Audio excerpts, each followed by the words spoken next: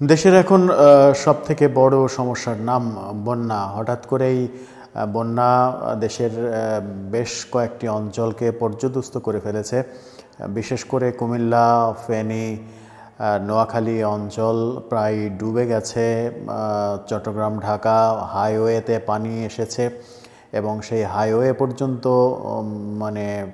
বন্ধ হয়ে যাওয়ার উপক্রম। চট্টগ্রাম ঢাকার ট্রেন যোগাযোগ বন্ধ হয়ে গেছে।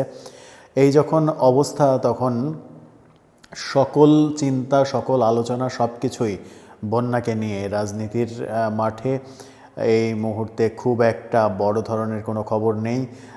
খবরের মধ্যে বন্যাই একমাত্র খবর। বন্যা কেন হলো, কিভাবে হলো, সেটা নিয়ে সামাজিক যোগাযোগ মাধ্যমে নানা ধরনের লেখালেখি হচ্ছে। সেটা নিয়েই আলাপ করব। দর্শক থাকবেন পলিটিক্স টিভির আমাদের নিয়মিত আয়োজনে।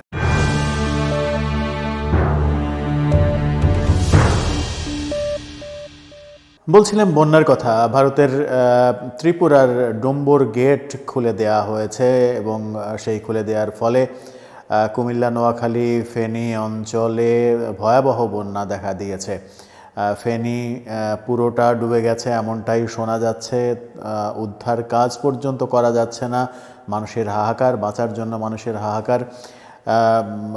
সারা দেশ থেকে মানুষ যে যার মতো করে সাহায্য নিয়ে সাহায্য করার জন্য এগিয়ে যাচ্ছেন। নিজের অবস্থানে থেকেও অনেকে সাহায্য করছেন।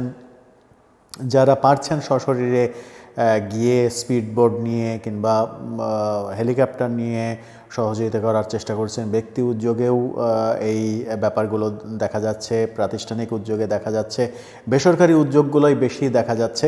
সরকারি উদ্যোগের মধ্যে অনেক দেরিতে হলেও নৌবাহিনীর 4টি কন্টিনজেন্ট কাজ শুরু করেছে, এরকম খবর আমরা পেয়েছি। সেনাবাহিনী প্রথম থেকেই কাজ করছে, গতকালকে থেকেই সেনাবাহিনী কাজ করছে। গতকালকে হঠাৎ যে ভয়াবহ বন্যার অবস্থা তৈরি হয়, তা আজকে আরও বেশি ভয়াবহ হয়েছে।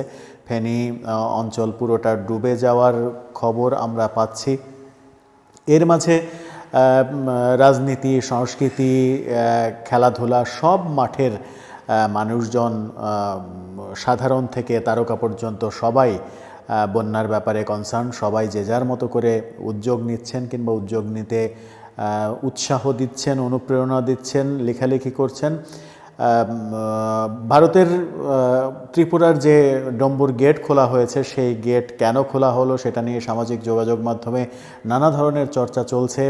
অনেকে অভিযোগ করছেন যে বাংলাদেশকে কোনো ধরনের আগাম সতর্কতা সংকেত না দিয়ে এই গেট খুলে ভারত আন্তর্জাতিক আইন লঙ্ঘন করেছেন। আবার ভারত থেকে যে খবর আসছে সেটা হচ্ছে যে তাদের নদীর যে পানি ধারণ ক্ষমতা, সেই পানি ধারণ ক্ষমতা অতিক্রম করে ফেলার পরে গেট খুলে দেওয়া হয়েছে, কিংবা কেউ বলছেন গেট খুলে দেওয়া হয়েছে, অথবা কেউ বলছেন, কোনো গণমাধ্যম বলছে যে গেট এমনি খুলে গেছে, ভেঙে গেছে পানির চাপে। এরকম নানা রকমের আলোচনা চলছে ফেসবুকে। বন্যার প্রচারণায় অনেক ফেক ছবি, ফেক ভিডিও এবং পুরাতন বিভিন্ন সময়ের ছবি, ভিডিও ছড়িয়ে পড়ছে। এবং এই ছড়িয়ে পড়ার কারণে যেটা হতে পারে সেটা হচ্ছে যে প্রকৃত ক্ষতিগ্রস্ত মানুষজন বঞ্চিত হতে পারেন। প্রকৃত ক্ষতিগ্রস্ত এলাকার চিত্রগুলো যদি সামাজিক যোগাযোগ মাধ্যমে, গণমাধ্যমে সঠিকভাবে উঠে না আসে, তাহলে ভুল রেফারেন্সের কারণে অনেক বেশি ক্ষতি হওয়ার সম্ভাবনা থাকে। এই আলোচনাও চলছে। এই বন্যাকে অনেকে বলছেন ভারতের এক ধরনের যে শোষণ প্রক্রিয়া, এক ধরনের ভারতের যে নৈরাজ্য, বাংলাদেশকে তারা বন্ধুরাষ্ট্র মনে করে না। এই আলোচনাগুলো চলছে। এই আলোচনার মধ্যে উপদেষ্টা আসিফ মাহমুদ আবার ঘি ঢেলেছেন। তিনি বলেছেন যে এটা পরিকল্পিত বন্যা, ভারতের দ্বারা পরিকল্পিতভাবে বাংলাদেশে বন্যা তৈরি করা হয়েছে, বন্যার পরিস্থিতি তৈরি করা হয়েছে। ভারতের অবস্থাও যে খুব ভালো সেটা বলা যায় না। ভারতের বিভিন্ন জায়গায় বন্যাতে তলিয়ে যাওয়ার খবর আমরা দেখছি।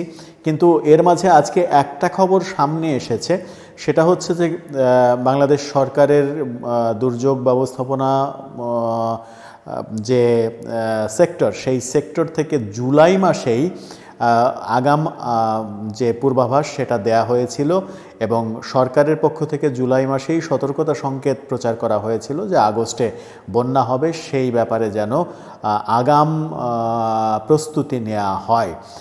এই খবরটা যখন আসছে তখন এই হঠাৎ করে বন্যার ব্যাপারটা আবার অন্যরকম মনে হয়। সব মিলিয়ে খবরের পাল্টা খবর এবং খবর অখবর এই ব্যাপারগুলো সামাজিক যোগাযোগ মাধ্যমে বেশি নানাভাবে ঘুরে বেড়াচ্ছে।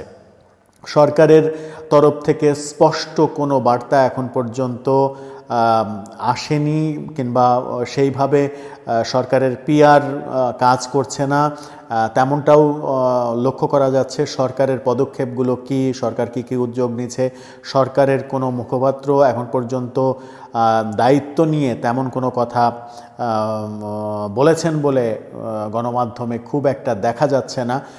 সরকারের এই মুহূর্তে দুর্যোগ ব্যবস্থাপনা যে সেক্টর, সেই সেক্টর থেকে অন্তত নিয়মিত ব্রিফিং করা উচিত এবং প্রতিনিয়ত আপডেট দেওয়া উচিত কোন এলাকার অবস্থা কি, কতটুকু অগ্রগতি হলো, কোন জায়গায় ত্রাণ সহায়তা লাগবে। সরকারি পর্যায়ে সরকারি উদ্যোগে যদি সম্ভব না হয় সেগুলো বেসরকারি উদ্যোগে, ব্যক্তি পর্যায়ে, কারণ বাংলাদেশের মানুষ আবেগপ্রবণ মানুষ, বাংলাদেশের মানুষ ভালোবাসতে জানেন। এই দুদিনের বন্যা পরিস্থিতিতে সারা দেশে মানুষের মধ্যে যে হাহাকার তৈরি হয়েছে, সারা দেশে গ্রামগঞ্জ হাট পর্যন্ত যেভাবে বন্যায় দুর্গতদের সাহায্যের জন্য অর্থ তোলা হচ্ছে এবং এগিয়ে যাওয়ার চেষ্টা করা হচ্ছে, সেটা সেই ভালোবাসা, সেই আবেগের জাতির কাছে সব অসম্ভবকে সম্ভব করা সম্ভব। আমরা বীরের জাতি, আমরা যে কোনো দুর্যোগ সাহসিকতার সঙ্গে মোকাবেলা করব। এই মুহূর্তে আমার মনে হয় যে একটা বিষয়ে বেশি মনোযোগ দেওয়া প্রয়োজন, সেটা হচ্ছে যে অযথা কুতর্কে আলোচনায় মত্ত না হয়ে ঠিক এই মুহূর্তে আমাদের যে বিপদ, সেই বিপদ থেকে উত্তরণ কিভাবে সম্ভব, সেই বিপদ থেকে আমরা কিভাবে উত্তরণ নিজেদেরকে ঘটাবো, সেই আলোচনা, সেই পরিকল্পনা এবং সেই উদ্যোগটা বেশি প্রয়োজন। তর্ক বিতর্ক, কারণ অনুসন্ধান এগুলো পরেও করা যাবে। এখন যদি আমরা বন্যায় ক্ষতিগ্রস্ত মানুষকে উদ্ধার করতে না পারি, যারা পানিবন্দী, মাজা পানি গলা পানি পর্যন্ত অবস্থা হয়েছে, যারা বন্দী হয়ে আছেন, তাদের জীবন বিপন্ন, তাদেরকে যদি সঠিকভাবে উদ্ধার করতে না পারি, আমরা যদি অন্য কিছুতে বেশি মনোযোগী হয়ে পড়ি, তাহলে প্রাণহানি অনেক বেশি ঘটে যাবে বলেই মনে হয়। ব্যক্তি উদ্যোগ, বিশেষ করে পত্রপত্রিকায়, সামাজিক যোগাযোগ মাধ্যমে যে খবরগুলো আসছে, আমরা টেলিভিশন চলচ্চিত্রের তারকাদের উদ্যোগ নিতে দেখছি, সঙ্গীতাঙ্গনের তারকাদের উদ্যোগ নিতে দেখছি, সঙ্গীতাঙ্গনের ইউটিউবার যারা খুবই আইকনিক ইউটিউবার রয়েছে তাদেরকে আমরা উদ্যোগ নিতে দেখছি, ক্রিকেটারদের হাহাকার আমরা দেখছি, সাধারণ মানুষের হাহাকার দেখছি। সব হাহাকার এক জায়গায় করে আবেগ এবং ভালোবাসা মিশ্রিত সঠিক যে বাস্তবায়ন, সেই বাস্তবায়নটা এই মুহূর্তে দরকার। কারণ সবার আগে প্রাণ, তারপরে অন্য আলোচনায় আমরা যত চেষ্টা করতে পারি তত চেষ্টা করতে পারবো, সেই সময়টা বোধহয় আমাদের থেকেই যাবে হাতে।